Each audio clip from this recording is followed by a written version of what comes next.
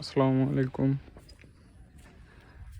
আজকে আমরা ভুট্টা ওঠানোর কাজ শুরু করছি। অলরেডি সকাল থেকে কাজ হচ্ছে,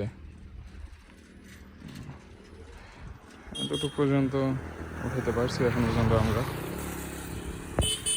এখানে বস্তায় কিছু রাখা আছে, আর এদিকে এখন বস্তায় নেওয়া হচ্ছে।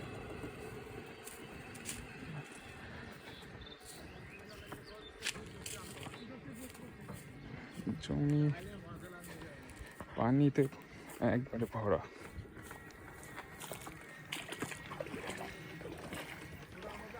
আলহামদুলিল্লাহ আমাদের আছে ভুট্টাগুলো পানি তো, যার কারণে এভাবে উঠাইতে হচ্ছে, একটু একটু করে নিয়ে তারপর বস্তায় লাগতেছে রাখা।